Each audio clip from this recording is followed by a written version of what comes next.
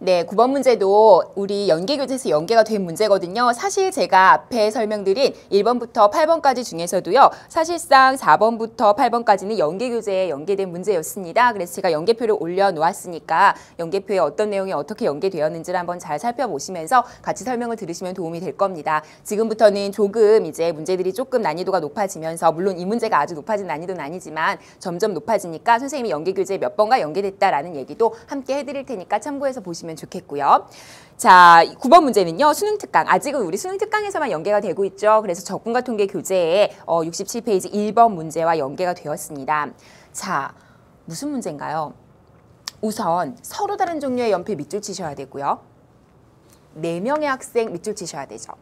그러면 분명히 4명의 학생은 서로 다른 거 맞죠? 그런데 우리가 기존에 많이 시험에 나왔던 유형은 어떤 거였냐면요. 서로 종류가 구분되지 않는 연필 5자루를 4명에게 나누어 주는 경우였어요. 바로 중복 조합의 아이디어였거든요. 그런데 물론 올해도 6월 모의평가에 그런 문제가 뒷부분에 나왔습니다. 그런데요. 보통은 이제 6월 모의평가에서 2문제 정도가 적분과 통계에서 그 확률 부분에서 나오는데 그죠? 그런데 그중에 보통은 중복 조합 문제가 한 문제씩 나왔고요. 한 문제는 순열이나 아니면 이항 정리해서 문제를 하나 정도 냈었어요. 번갈아 가면서. 올해는 중복 순열 문제가 나왔습니다.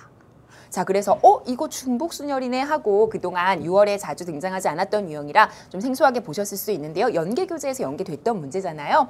서로 다른 종류의 연필 5자루를 4명의 학생에게 나누어 준다. 딱 봐도 중복 순열이에요. 중복 순열의 포인트는요. n, 파이, r로 계산을 하시는데 이 n을 누구로 설정하느냐거든요.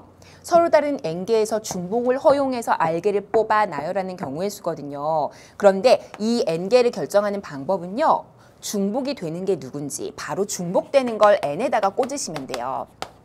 생각해 보시면 연필 5자루가 있기 때문에 그 연필을 이름을 붙여서 1, 2, 3, 4, 5번이라고 연필의 이름을 붙이면요. 1번이라는 연필은 분명히 한 자루밖에 없기 때문에 그 연필을 A한테도 주고 B한테도 주고 C한테도 주고 할 수는 없죠. 그러니까 연필이 중복되는 건 아니에요. 중복이 되는 건 사람이 중복되는 거죠. 제 말 이해하시죠? 따라서 연필이 중복되는 게 아니라 사람이 중복된다는 아이디어만 살리신다면 그러면 4개 중에 중복을 허용해서 5개를 뽑는 거구나.